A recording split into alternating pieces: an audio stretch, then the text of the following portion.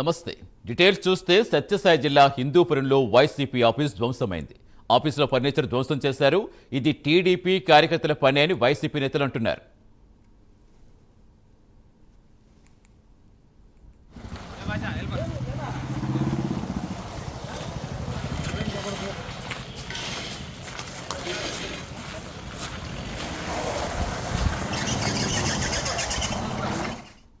సత్యసాయి జిల్లా హిందూపురంలో YCP office ధ్వంసమైంది. కార్యాలయంలో furniture ధ్వంసం చేశారు. ఇది టీడీపీ నేతల పని అని వైసీపీ నేతలు అంటున్నారు. పూర్తి వివరాలు ఇచ్చేందుకు మా కరెస్పాండెంట్ నాగేంద్రనాథ్ జాయిన్ అవుతున్నారు.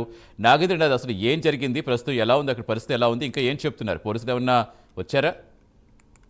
సతీష్, శ్రీ సత్యసాయి జిల్లా హిందూపురం వైసీపీ కార్యాలయం పైన టీడీపీ శ్రేణులు దాడి చేశారని చెప్తున్నారు. అయితే ఈ మధ్య కాలంలో ఈ రోజు, రేపు, ఎల్లుండి 3 రోజుల పాటు బాలకృష్ణ హిందూపురంలో పర్యటన ఉంది. అందులో భాగంగా ఆయన హిందూపురం వస్తున్నారనే ఉద్దేశంతో ఆయన బాలకృష్ణ పైన టీడీపీ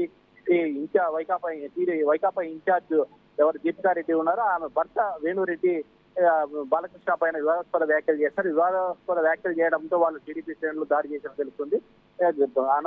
గత కొంతకాలంగా ఇప్పటికే 3 పర్యాయాలు బాలకృష్ణ ఎమ్మెల్యే అయ్యాడు. అలాగే వాళ్ళ కుటుంబ సభ్యులు కూడా హిందూపురం నుంచి ఎమ్మెల్యే అవుతున్నారు. అయినప్పటికీ ఈ హిందూపురం ఏమాత్రం అభివృద్ధి చేయలేదు.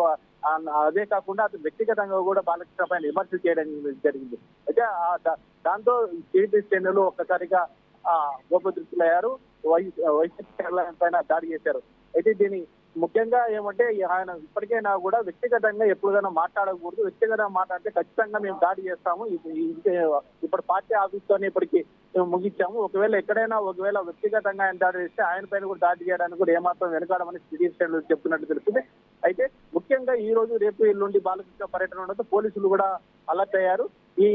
ఈ రోజు ఈ వైకాపా కార్యాలయం దాడి చేయడంతో పోలీసులు కూడా ఎవరెవరు చేశారని దానిపైన ఆరాధిస్తున్నారు. అలాగే వైకాపా వాళ్ళు మాత్రం ఖచ్చితంగా వాళ్ళపైన కేసులు నమోదు చేయాలని చెప్తున్నారు. మాజీ ఎంపీ గోరెంట్ల మాధవ్ కూడా ఎవరైతే ఈ రోజు వైకాపా కార్యాలయం పైన దాడి చేస్తారో వాళ్ళందరిపైన ఖచ్చితంగా కేసులు నమోదు చేయాలి, రౌడీ షీట్ కూడా ఓపెన్ చేయాలి.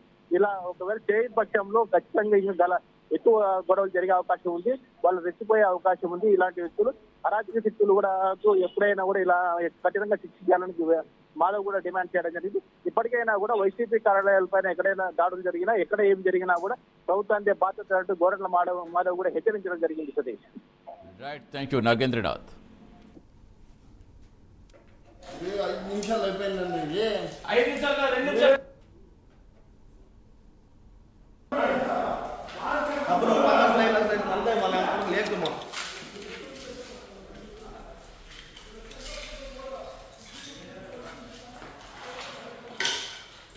తీసుకో. నువ్వు పక్కన హిందూపురంలో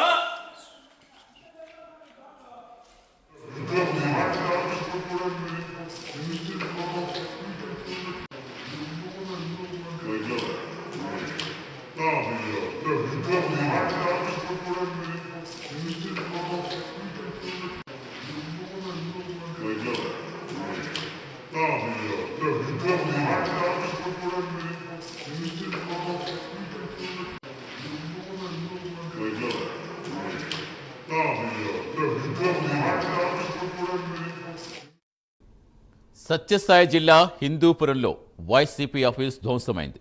కార్యాలయంలో ఫర్నిచర్ ధ్వంసం చేశారు. ఇది టీడీపీ కార్యకర్తల పనేనంటూ వైసీపీ నేతలు ఆరోపిస్తున్నారు.